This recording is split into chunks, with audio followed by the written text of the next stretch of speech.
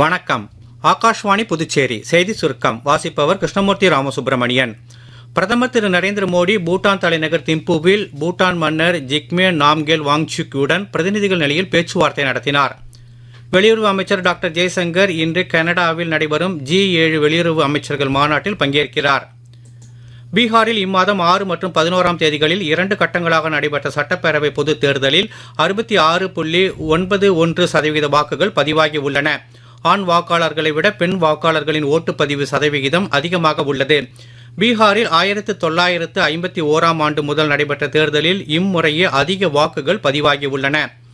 புதுச்சேரி அரசுக்கும் பிரான்ஸ் நாட்டின் வால் தி லோயர் மாகாணத்திற்கும் இடையே சுற்றுலா, கலாச்சார பரிமாற்றம், கல்வி ஆராய்ச்சி, உணவு மேலாண்மை மற்றும் பாரம்பரிய திருவிழா கொண்டாட்டங்கள் தொடர்பாக புரிந்துணர்வு ஒப்பந்தம் கையெழுத்தாகியுள்ளது.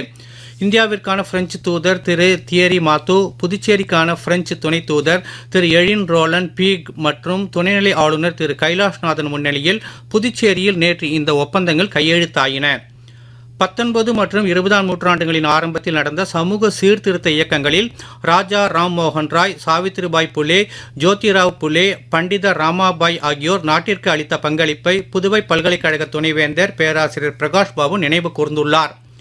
புதுச்சேரியில் சிறப்பு தீவிர வாக்காளர் பட்டியல் திருத்தப் பணிகளின் கீழ் வீடு வீடாகச் சென்று கணக்கெடுப்பு படிவங்கள் வழங்கும் பணிகள் 92.5% முடிவடைந்துள்ளன. பல்லார்பூர் மின்பாதையில் பராமரிப்பு பணிகள் மேற்கொள்ளப்பட இருப்பதால் இன்று காலை 10 மணி முதல் மாலை 5 மணி வரை துத்திப்பட்டு கிராமம், உயர் மின்னழுத்த தொழிற்சாலைகள் மற்றும் அதனை சார்ந்த பகுதிகளில் மின் விநியோகம் தடைபடும் என்று மின்துறை அறிவித்துள்ளது. இத்துடன் இந்த செய்தி சுருக்கம் நிறைவு பெறுகிறது.